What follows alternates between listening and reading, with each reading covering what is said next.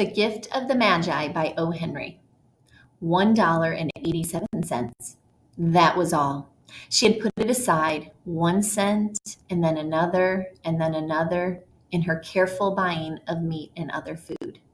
Della counted it 3 times. $1.87, and the next day would be Christmas. There was nothing to do but fall on the bed and cry, so Della did it. While the lady of the home is slowly growing quieter, we can look at the home. Furnished rooms at a cost of $8 a week. There is little more to say about it. In the hall below was a letter box too small to hold a letter. There was an electric bell, but it could not make a sound. Also, there was a name beside the door, Mr. James Dellingham Young. When the name was placed there, Mr. James Dellingham Young was being paid $30 a week. Now, when he was being paid only $20 a week, the name seemed too long and important.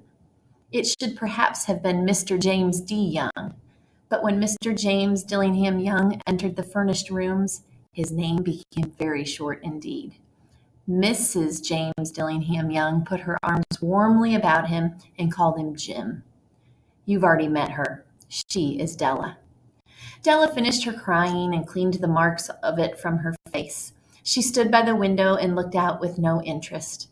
Tomorrow would be Christmas Day, and she had only $1.87 with which to buy Jim a gift.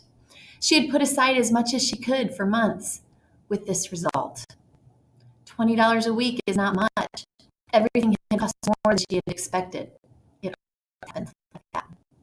Only $1.87 to buy a gift for Jim. Her Jim.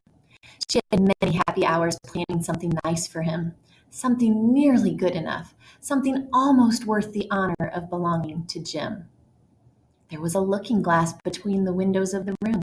Perhaps you could have seen the kind of looking glass that's placed in $8 furnished rooms. It was very narrow.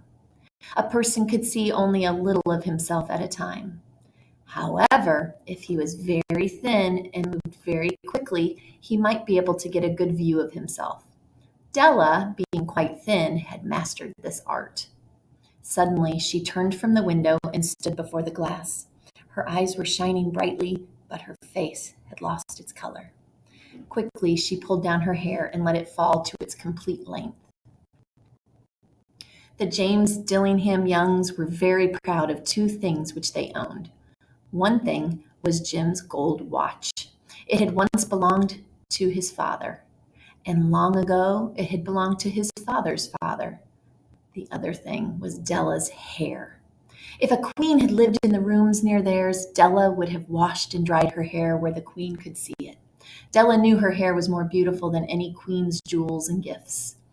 If a king had lived in the same house with all his riches, Jim would have looked at his watch every time they met. Jim knew that no king had something so valuable. So now Della's beautiful hair fell about her, shining like a falling stream of brown water. It reached below her knee. It almost made itself into a dress for her. And then she put it up on her head again, nervously and quickly. Once she stopped for a moment and stood still while a tear or two ran down her face. She put on her old brown coat. She put on her old brown hat. With the bright light still in her eyes, she moved quickly out the door and down the street. Where she stopped, the sign said, Mrs. Sofronie, hair articles of all kinds. Up to the 2nd floor Della ran and stopped to get her breath.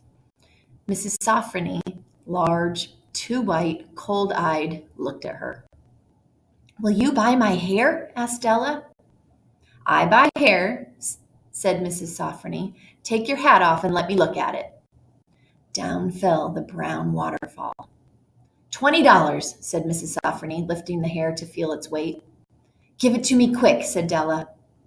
Oh, and the next 2 hours seemed to fly. She was going from one shop to another to find a gift for Jim.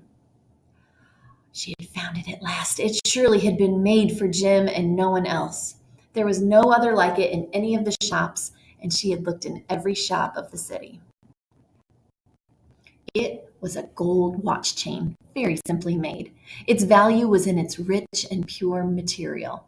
Because it was so plain and simple, you knew that it was very valuable. All good things are like this. It was good enough for the watch. As soon as she saw it, she knew that Jim must have it. It was like him. Quietness and value. Jim and the chain both had quietness and value. She paid $21 for it, and she hurried home with the chain and 87 cents. With that chain on his watch, Jim could look at his watch and learn the time anywhere he might be. Though the watch was so fine, it had never had a fine chain.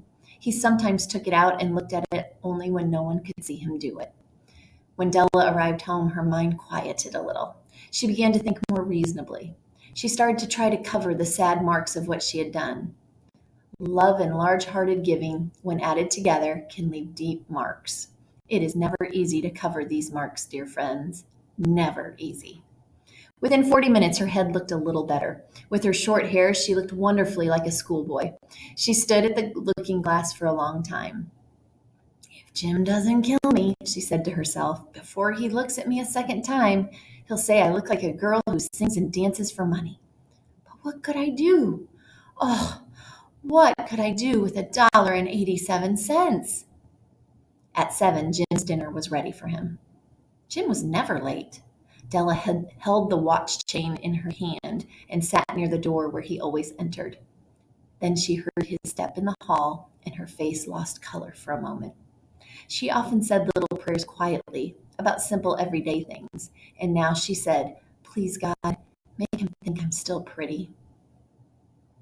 The door opened and Jim stepped in. He looked very thin, and he was not smiling.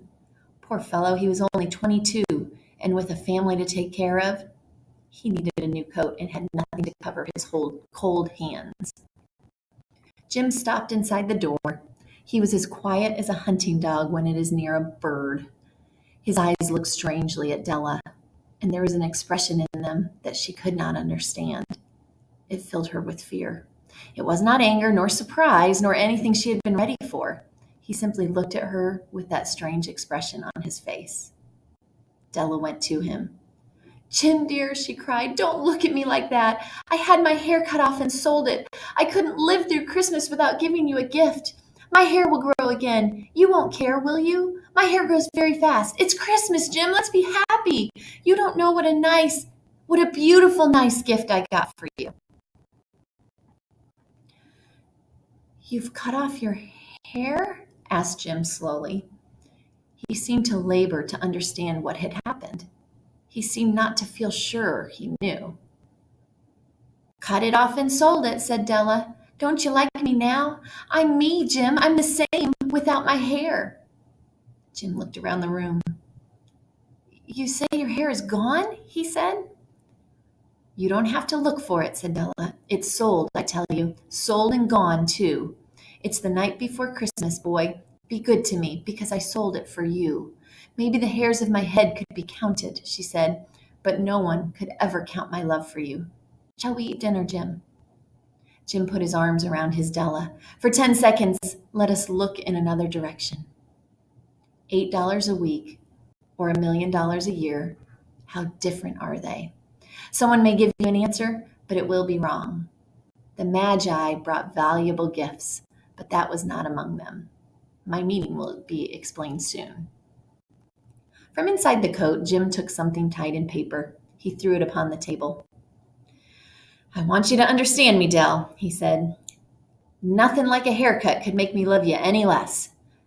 But if you'll open that, you may know what I felt when I came in." White fingers pulled off the paper, and then a cry of joy, and then a change to tears. For there lay the combs that Della had seen in a shop window and loved for a long time. Beautiful combs with jewels, perfect for her beautiful hair.